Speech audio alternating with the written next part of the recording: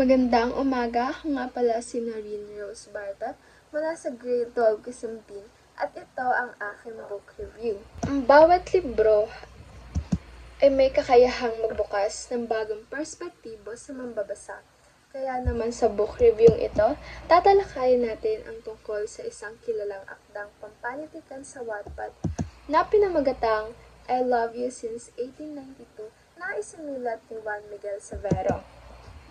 Ang librong ito ay hindi lamang isang kwento ng pag-ibig, kundi isa ring paglalakbay sa kasaysayan ng Pilipinas, lalo na noong panahon ng pananakop ng mga Espanyol. Ang I Love You Since 1892 ay umiikot sa kwento ng isang modernong dalaga na bigla na lamang napadpad sa taong 1892. Isang panahon kung saan ramdamang hirap, takot at kawalan ng kalayaan ng mga Pilipino. Sa panahong ito, nakilala niya ang isang lalaking nabubuhay sa gitna ng kolonyalismo. Isang lalaking nagmamahal sa bayan at handang magsakripisyo hindi lamang para sa pag-ibig, kundi para na rin sa kalayaan ng Pilipinas.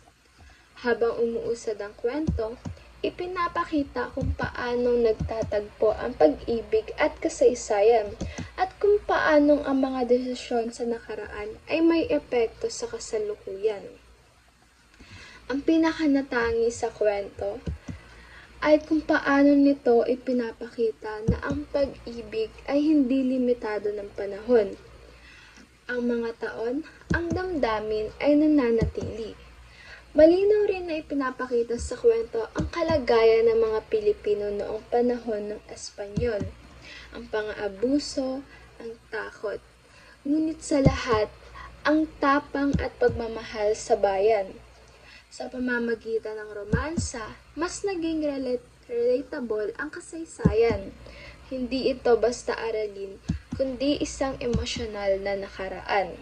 Sa kabuuan, ang I Love You Since 1892 ay isang makabuluhang akda ng panitikang Pilipino. Pinagsasama nito ang romansa, kasaysayan at identidad ng lahing Pilipino. Inarekomendo ko ang librong ito sa mga kabataan dahil bukod sa aliw, may aral itong maibibigay tungkol sa pagmamahal sa tao at sa bayan.